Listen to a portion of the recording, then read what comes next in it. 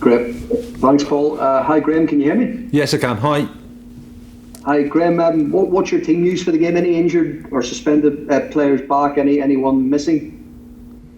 No, well, it's the same guys. We obviously without Lewis and without Neil, Solly and Tariq are making good progress out on the grass now, but not for the game. Joel Veltman, I think it'll be too soon for him. So we're pretty much as we were in the last game. And obviously with supporters coming back, it's been a topic spoken about many times of late, but now that week has arrived, what are your feelings, what are your thoughts? Excited, looking forward to it. We've had this amazingly strange experience for the last, year is it, or however long it's been. You get used to it and it becomes normal, but it shouldn't be normal. Football is about the supporters, it's about the experience at match day, it's about feeling all that disappointment, intensifying all the feelings, and we're just delighted to have them back. Obviously we hope that they, and I'm sure they will, follow the guidelines and make sure everybody's healthy and safe so that we can take another step hopefully next season where we can get more and more fans back. But it's fantastic news. Do you notice a change at all when it comes to players playing in front of supporters? You've obviously had so long with empty stadiums. Do you find it's easier? Is it more difficult? Is every player different in what they like in terms of a quiet stadium, a noisy stadium?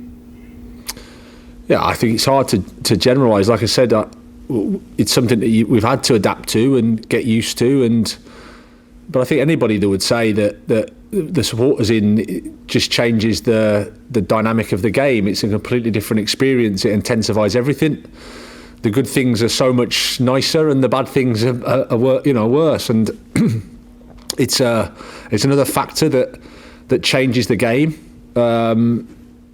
Now we've just been getting this quite sterile environment, of course, because there's nothing and it's just the two teams. But now you've got the crowd, and they can affect things. And obviously we hope that our supporters can help us, because we all need some help in the game. We're playing the champions, and then it's back to seeing if you can use that. Do you expect their second string again with the Champions League final coming up, and what are the main differences between their sort of first choice team and their second choice team? Do they play in the same way? Is it different compared to personnel on the pitch? I expect a team that will be very, very well prepared to with the aim to win the game. You have to look at the points that Manchester City have accumulated, not just this season, but the season before. Whoever they play, they always have an idea of what they're doing. They know exactly how to execute it. They're highly motivated no matter what, and they just want to win. So we can't necessarily guess what they're going to do in terms of where their preparation is with the Champions League, but I know that whoever plays against us will be fully committed and trying the very, very best to win. Graham, thanks very much. Thank you. Graham, hi, it's Chris Semple, Premier League Productions. Hi. How does your mindset change playing Man City, having a couple of games ago secured your status? Because a few Brighton fans will have looked at these last two games a long time ago, it's City and Arsenal, and thought, I hope we're safe by then. Does it change how you can approach this game, or is that too brave against City? Well, we'd be lying if we're still in a relegation fight and you're playing this game. There's clearly a different thought around it. That said, we still want to win we want to win the game. We're professional people, so we want to win. We want to win, especially with it in front of our crowd, and with there's 7,000-8,000, however many there is, and that's motivation for us to try to get 3 points against the best team. It's a fantastic game because our supporters can get to see the best team. They can see us competing against the best team, and that's what we'll try to do. On the eve of fans returning, Graham, 18 points at home, 20 away this season. What factoring do you put on the absence of fans specifically for your team as to how much of a difference it's made and the edge that you've lost at home, or is there a sort of a deeper performance issue and a bit of bad luck maybe more prevalent? Yeah, I don't think I would put it down necessarily to crowd as an excuse for us. I think there's more to it than that. I think we've drawn a lot of games. A little bit unlucky in some. We need to perform a little bit better or do certain things better in others. But as I've said before, performance-wise, home and away, we've had a consistent good level that unfortunately hasn't given us the points that we would like. Having said that, we're still 11 points away from the bottom three with 2 games to go. We've secured our status in the Premier League. We've made some structural, strategic changes in terms of young players. We've developed the team, developed the club. So we're still positive, but we also know that the challenge is always to try and improve. And at the moment, points-wise, we haven't done that. So we need to keep going with that. And on that, do you already know in your mind how that necessary improvement will manifest itself over the summer in terms of what you do, whether it's personnel, a change of approach, technical improvements? I think it's a bit of everything. Sometimes we, like I said, we've played well. We've done things well. On another day, you if you maintain that performance level, you think that you've got a chance to win, and that's what it is.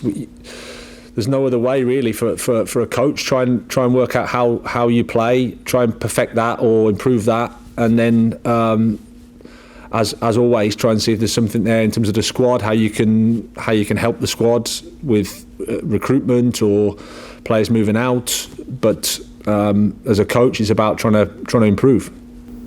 And finally, it must be nice for you to have a bit of time over the summer rather than last year's pretty rushed together pre-season. Yeah, well, exactly. I think it's been the case for everybody, and it's been such an unprecedented time. We can't really complain too much because everybody's been suffering a lot, and we're very fortunate that we're playing football, so it's not too bad. But at the same time, it's been a long season, and with a lot going on the previous season. So this time next week, I'll be happy to not be speaking to you with the greatest respect. No disrespect taken, Graham. Good luck tomorrow. Thank you. Thank you. Graham, it certainly feels like a long time when you first spoke to us after the postponement of the Arsenal game. This is a good day, isn't it? Yeah, it is. Really is. It's going to be strange, emotional. I think it's. I don't know how it's going to be really. I mean, we've been away from the supporters for so long. You don't even get a feel for what they think really, because we've just been carrying on trying to win games, and you haven't had that feedback that you normally get. Supporters are quite clear when they're not happy, and they're quite clear when they're happy. That's the beauty of football. So we've missed that a lot. And I don't think we could have asked for a better game to play, to be honest. Man City, the champions, the best team. Hopefully everybody can come down and just enjoy football, enjoy live football. It's wonderful. Have you personally missed that feeling of walking out the tunnel and just before kick-off and the fans being there? Is that something that you have really missed? Yes, absolutely. That's what we're in it for. We're in it for that buzz of match day. It's you can't describe it really. It's and then when it's not there, it's like I said, it's been like a normal that we've had to adjust to. Even stuff like, I don't know, when you go overnight and you stay in a hotel and there's nobody else in the hotel, and you drive through the city and there's nobody in the city. It's Saturday afternoon and it's empty. We've been through this horrendous time. It really is. It's been terrible. So just to have the supporters back, it just hopefully it feels like we're a step closer to getting everything a little bit back, and it's going to be really emotional. I think really exciting, really I think happy, a bit poignant, a bit everything. Just, you mentioned Joel Veltman not being available. He and Leandro Trossard and Jakub Moder have been named in various different squads for their countries. How pleased are you for them, and what can this do for their careers? Well, very pleased. I think it's a fantastic opportunity for them. I mean, it's a challenging opportunity, I must say. Credit to all the players involved in the tournament, because we've had a long season and a long season in terms of games, but quite compact and then a short break. So they're going into a tournament with not too much rest, but they're all excited for it, and it's a wonderful opportunity to compete against the best and on a fantastic stage, hopefully. And if they do well, and that's what you're hoping that they do, then it's great for them in terms of confidence, in terms of development. It's an experience that they can take for the rest of their lives. So, we're happy and wish them well.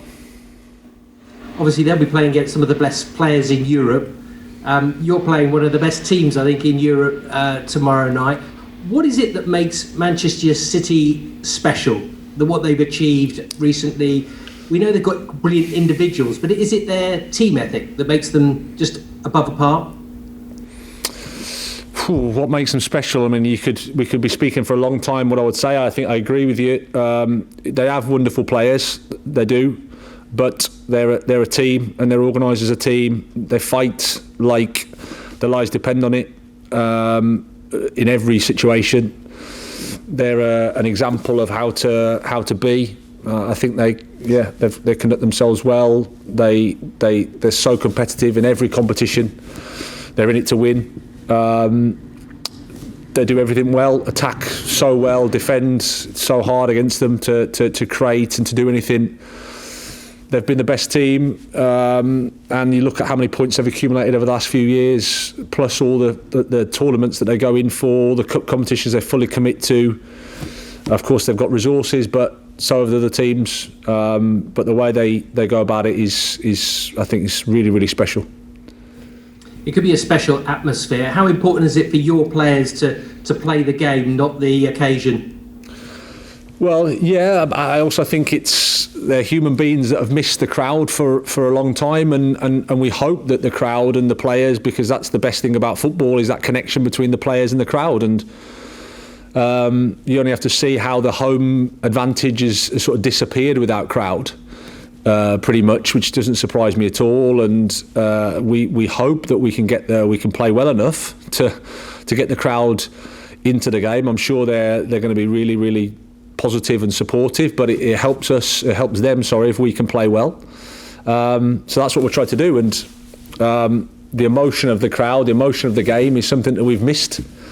So that's going to be interesting to see, because I think both teams and everybody will have to adapt to the crowd again, because we've been without them for so long. And that's going to be interesting. That's an interesting factor that no one knows how that's going to go. I suppose one experience you do have was the test event against Chelsea. They made a fair bit of noise that time, didn't they? Yeah, they were really good. Yeah, they were. It was surprising, actually, how noisy it was, considering the numbers.